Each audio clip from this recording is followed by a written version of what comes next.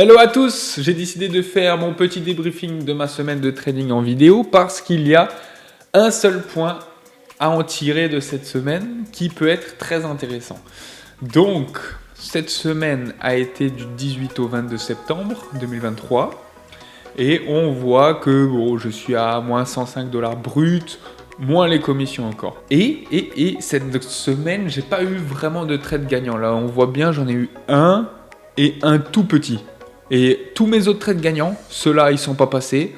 Et celui-là, bon, il est évidemment pas passé, je vous le montre. Mais j'en ai pas eu d'autres en fait.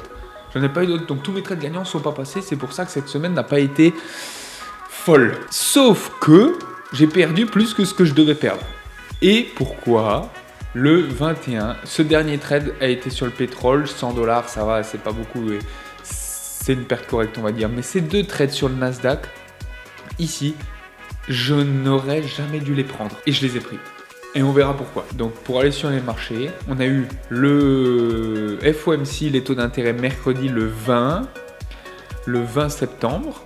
Et donc on voit bien que depuis le 18 ici, on est dans une tendance baissière. On se trouve en dessous de mes moyennes mobiles exponentielles.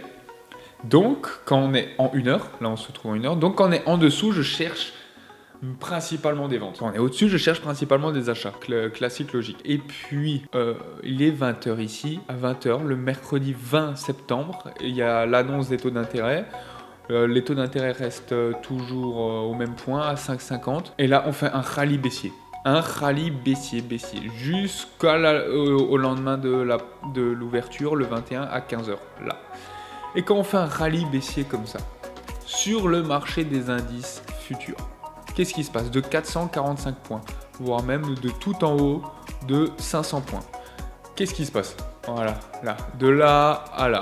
Ça ne s'est même pas arrêté, c'est allé en ligne droite sans retracement. Eh bien, lors de l'ouverture, lors de l'open, ça paraît logique que le marché, il va corriger. Il va corriger tôt ou tard. Et quand il corrige, après une grosse baisse comme ça, c'est souvent un marché de merde. Et ça n'a pas loupé. Regarde, quand on regarde le marché en 5 minutes depuis l'open, 15h30 ici, oh, ça ne fait rien jusqu'à 21h05. Toute la séance, on n'a rien fait. Donc quand on regarde comme ça, c'est facile. C'était évident que la séance allait être compliquée à gérer, à trader. Et ensuite, ici, c'est mes cumulatifs volume delta. Ça représente les ordres market. Donc tout ce qui passe dans le time and sales, dans le tape, au final, il s'affiche ici. Et on voit bien que dès 16h05, on voit bien que les ordres market sont agressivement acheteurs dans une tendance baissière. Donc le marché va pas forcément baisser, mais il va être compliqué. Voilà, il va être compliqué en fait. Ça va être compliqué de jouer un mouvement parce qu'il n'y a pas non plus de momentum haussier, quoi. Parce que comme on est toujours dans cette tendance baissière très forte, mais pour autant avec des ordres acheteurs très agressifs au marché. Donc et le marché ne bouge pas, donc difficile à trouver un trade. Et quand on se met en 1 minute, il n'y a rien qui nous échappe. Ici c'est l'open, puis on baisse, en ligne droite, franchement impossible à choper un petit mouvement parce que le cumulatif volume delta non plus, il ne suivait pas lors de la baisse. Regardez là, il reste flat le cumulatif volume delta, donc impossible, j'ai pas réussi à jouer la baisse et c'était même pas forcément très intéressant à jouer en termes de risk-reward. Et puis ensuite squeeze de tous les shorts. On squeeze, on remonte, on squeeze, on rebaisse, on squeeze. Et là, voilà, on fait de swipe en fait. On voit que le cumulative volume delta tient à la hausse. Et ensuite, à partir de 16h05, donc ici, explose à la hausse. Et là, on voit qu'en fait, on est en train de squeezer les shorts, clairement. Mais en forme de swipe. Et c'est ça qui est intéressant. Et à partir de là, il était 16h45, puis 16h50. J'ai pas fait de trade, s'il y a un sur le pétrole, mais que j'ai perdu. Je m'ennuyais.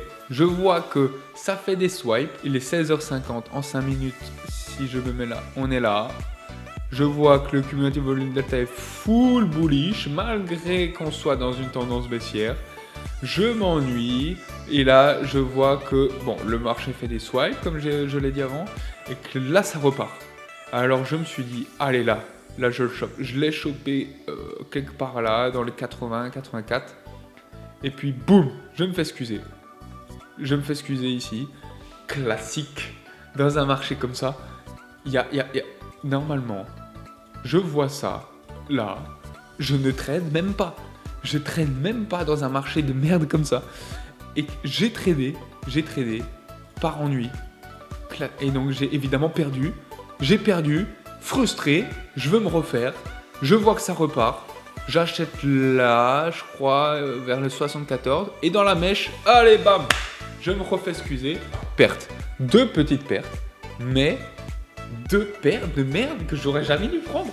Et dans une semaine pas folle où aucun trade gagnant ne passe, eh bien ça fait que je suis perdant. Alors pas beaucoup, c'est pas ça qui va faire sauter mon compte.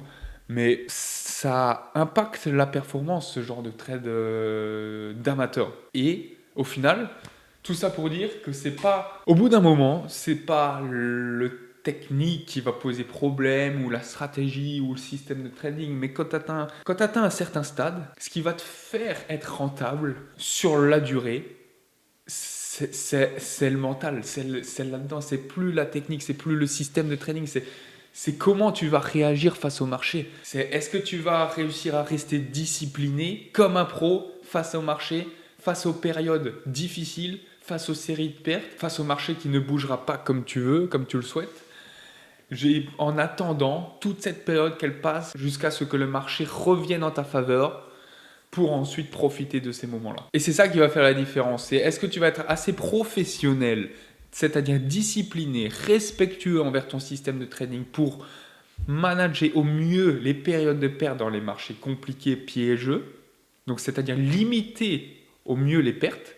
Donc là, on ne parle même pas de gagner, mais de limiter au mieux tes pertes pour que dans les bonnes séries, les bons cycles de marché qui t'intéressent le mieux, tu vas réussir à gagner le plus.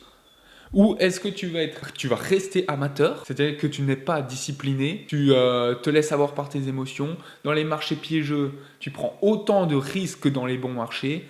Une fois que tu perds, tu laisses la frustration, les émotions, l'ennui t'avoir et donc que tu rentres dans le marché comme ce qui m'est arrivé ce jour-là. Et sur le long terme, il n'y a pas photo entre ces deux, entre le professionnel et l'amateur, et c'est ce qui va faire la différence. C'est ce qui va faire la différence. C'est pas ton système de trading. Mon système de trading est bon.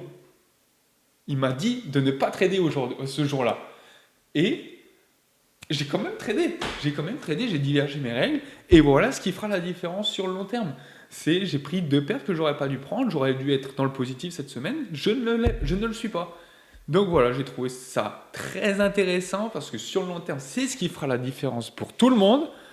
Il faut travailler dessus. Chacun doit trouver ses petits tips pour réussir à régler ces problèmes-là de chacun. C'est un combat contre soi-même. Donc voilà, je vous laisse sur ça. Je vous souhaite bon courage pour votre trading et à très bientôt.